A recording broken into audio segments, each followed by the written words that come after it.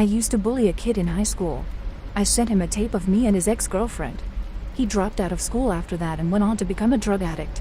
I feel absolutely horrible about it and can't get over the feeling that I ruined his life. I was a terrible kid in high school. I was sort of a stereotypical jock bully kind of guy. I specifically bullied this one kid Jack, who I just irrationally hated. I thought he was so unbelievably lame at the time, and me and my friends couldn't resist picking on him. Even just thinking about it makes me cringe. He was sort of an emo/scene kid who would wear anime shirts, which made him a big target for us. He dated a girl named Jess, but apparently they broke up on really bad terms. He would write on MySpace, this was a while ago, that he desperately missed her and wanted her back, and he was sorry. Jess sort of became friends with our group afterwards, something I am sure Jack hated. One day we got drunk together and Jess was ranting about how much she disliked Jack and that he was a sad, pathetic person, and eventually we hooked up and our friends left. We were both sort of, I don't know how to describe it, in this evil, drunken mood. We decided to send a video of us having sex to Jack. The worst part was that in retrospect, she actually had no real reason to hate Jack, she just hated that he was pathetic and needy. She was a terrible person too, I suppose. Hanging out with us made her a bully. Jack was never mean or cruel to her, she hated him because she thought he was too much of a loser. I mean, what the fuck was wrong with us, that we were like this? He responded to the video saying that he wants to speak with Jess, and that was it. I told my friends what happened, they thought it was hilarious, and soon it was spread all over the school that I had sex with Jess and sent the video to Jack. I remember seeing Jack in the hallway and I saw his face, and it literally pains me to think about it, but at the time I thought it was awesome. His face was puffy red, his chin wobbly, his eyes were red, it was clear he was crying before, or maybe the sight of me made him want to cry again. We hysterically laughed at him, right to his face, and basically made fun of him by saying that we fucked his girl. I cringe in pain at the memory of that. I literally wish Jack just took out a fucking knife and jabbed us all in the throat. I cannot believe we ever thought that was an okay way to fucking treat someone. And 99% of it was just trying to make my friends laugh, trying to see just how cruel we could be to push things to extremes. I am not even sure if I can fully understand the mindset I was in. It was a sense of complete superiority and distaste for someone weak like that. Jack would end up switching schools very soon after. Well, first he dropped out of school, then he went to an alternative school, I think? Something like that. Regardless, I found his Facebook page maybe a year or so later. My stomach dropped. It was filled with statuses about his addiction to pills and his attempts at recovery. Lots of stuff about the pain and anguish of his life and how much he struggles with mental health. It's been a decade, and I still check his Facebook page a lot. And it's the same thing. He's now a heroin addict. He goes through bouts of recovery, then relapse, then recovery. I cannot help but feel fucking guilty. This happened right when he transferred schools. He mentioned it in his status that it happened when he left our school, that was when he got addicted to pills. He also mentioned he left his school because everyone hated him there. I sent him a message saying how sorry I was, and that I cannot believe I ever acted the way I did, and that I apologized to the fullest for how we treated him. He left me on scene, which is understandable. It sucks. It makes me feel terrible about this. I wish I could just, I don't know, do something to make up for it. And it makes me feel terrible. I went on to have a great life. I went to a good college, am married and have a 1-year-old kid. I live in a nice area in a, relatively, nice house. I sometimes think I would feel better if it was the kind of trope where the bully has a hard life and the kid getting bullied ends up super successful and the bully ends up a drunken loser. But that isn't what happened. I don't think there is anything in my entire life that I regret as much as what I did to Jack. My mom caught my dad with a 16-year-old and covered it up. Well, 16 years ago we had 2 of my friends and their mother living with us while they went through a divorce. I was 15 and my friends were 14 and 16. I was away at another friend's house one night. When I came back the following day, my mom told me she had kicked them out because the 16-year-old tried to make a move on my dad. She absolutely slandered that poor girl's name. When I got into my 20s, it still sat in the back of my mind. I just knew I didn't get the truth. So I reached out to the 16-year-old who was also now in her 20s. We met up and I got the true story. I could see the pain in her eyes. She said she'd been in therapy for years because of my father. That he did it in such a loving way, it really fucked her up. She told me they'd been drinking on the property then went skinny dipping. All while my mother was in bed pregnant with my sister. They made their way into the house and upstairs, where eventually my mother walked in on them. I let her know I had her back if she ever decided to do anything about it. I am now in my 30s and recently became a mother, and it's all I've been able to think about. They still don't know that I know the truth. It's reawakened the rage in me. Especially all of the teenage rage that made me shoved down for so long. Because if anyone did that to my daughter, or if I caught my husband in that situation, hell no. It was easy to shove down before because I learned from the best, my parents. But becoming a mother, especially to a daughter, I've never wanted someone to pay for something they've done so bad. I feel like if I brought it up to my mom, she would just get angry and talk shit. She'd probably say the past is the past and I need to let it go. That people can change. But I know he hasn't changed due to events over the recent years with his anger and control issues. He's a very big narcissist who believes he can do no wrong whatsoever. And my mother is so far up his ass. It makes me wonder if the 16-year-old was his only victim. If she was, and if he's never done it again, would that be okay? Is this forgivable? Because I don't feel like it is. I want to tell the whole family, but I feel like they just downplay it and make me seem crazy. Cut me off and turn my siblings against me. They've done it before when I called them out on other things. So, here I am. Just needing to get it out, I guess. What would you do? I'll answer this as unbiased as I can. If she 100% knew what she was doing and had no bad feelings about it now, I'd say let it go. But that isn't the case. It sounds like he manipulated her while she was drunk, and she's very clearly not okay. I'd encourage her to report it.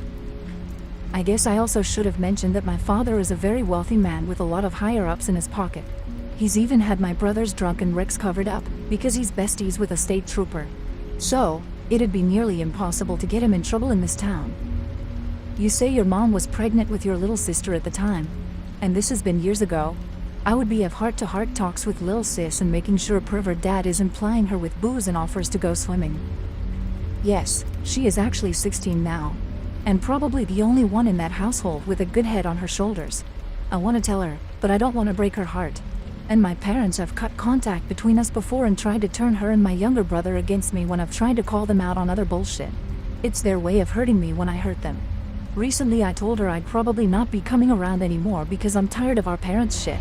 And she immediately ran to my mom about it and blocked my number. So I know they already in her head. Keep your child far, far from your father. I am. I was raped while I was blackout drunk. In reality, I actually really enjoyed the sex even though I couldn't consent, and I told my boyfriend I tried to get him off but I really didn't. I am torn apart by guilt over this. This was 3 months ago, but I think about it a lot. I got pretty damn drunk at a party and forgot that I had taken a Xanax 5 hours before, so I was mixing the two. I got very drunk, and forgot large portions of the night. I do remember, however, that I was upstairs, barely even able to walk, and some guy was like feeling me up and stuff. He then took his shirt off and asked me to feel his muscles, and then I remember he was on top of me. He knew I was too drunk to consent. I could barely even speak or form a coherent sentence. And as much as I hate to say it, I really enjoyed it. This is gonna sound so fucking bad, but my boyfriend of 4 years is about 100 pounds overweight, and sex hasn't been great, so this hot, muscular guy on top of me felt like the best thing ever. I didn't resist at all. I let him have his way with me.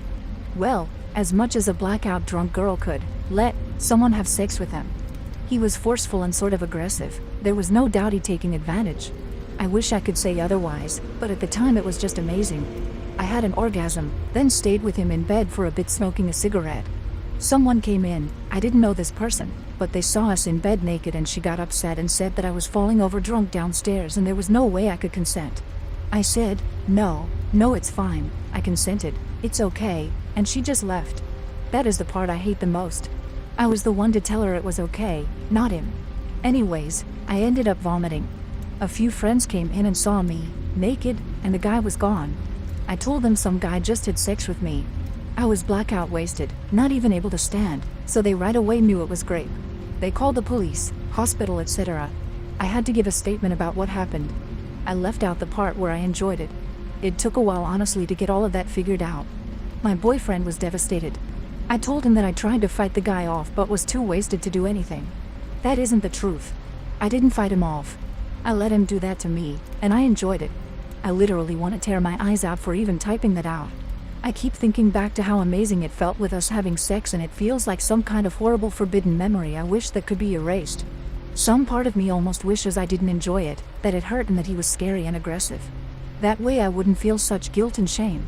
So my confession is basically that even though I was raped, I very much enjoyed it, and didn't resist at all or call for help because I enjoyed it. I lied and told my boyfriend it was horrible and I tried to resist. I hate myself for that. It feels like cheating. I sabotaged my father's marriage because he cheated on my mother. When I was 4 years old, my father and mother divorced because he cheated on her. They had a really rough divorce and had lots of fights. Eventually the divorce was settled and my mother and father could move on. My father married his mistress, who I'll call E, as to respect her privacy.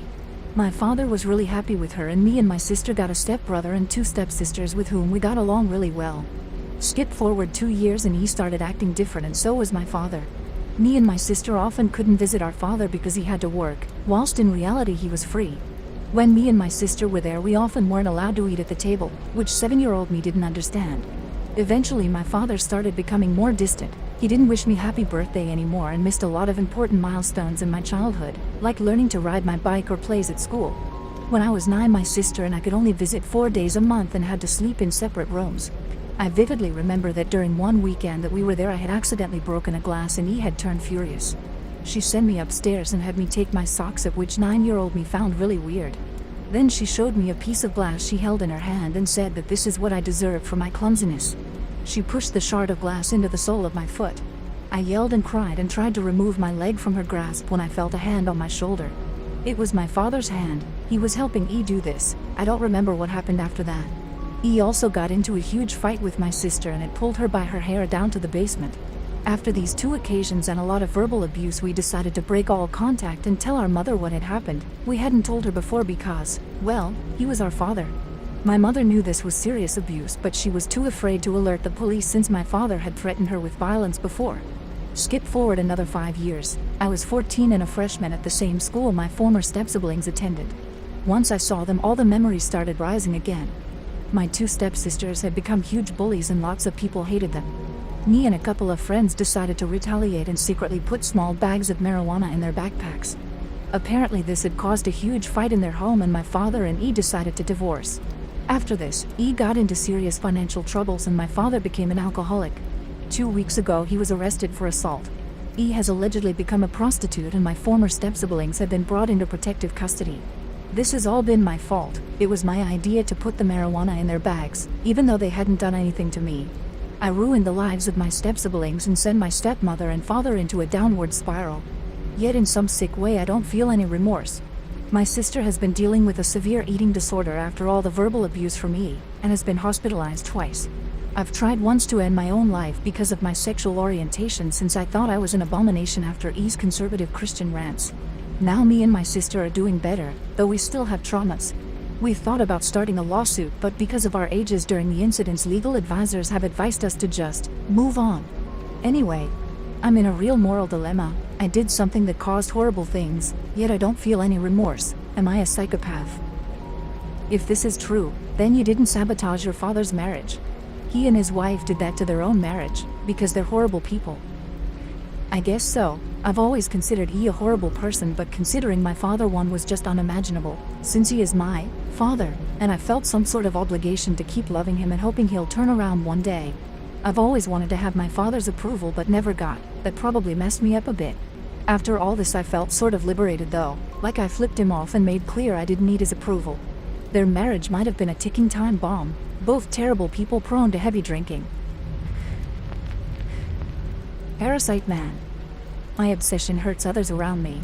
It's also my fetish, but it goes far deeper than that. I'll try to explain the obsession the best I can, by explaining how it started.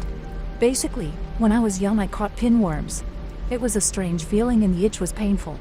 My parents took me to the doctor and I got medication to cure it. This event is what sparked my obsession. The thought that my body could be their whole world, their lifeline. Almost a planet of sorts. It was so interesting. After that I began researching pinworms and other parasites. And I found out the human body already hosts parasites, such as Demodex on their eyelashes, and I wanted to know how many a human body could endure without a chance of serious health issues. This curiosity has plagued my mind for years. I'm now 25, but I am very well versed in parasites as I've been studying them for over 10 years.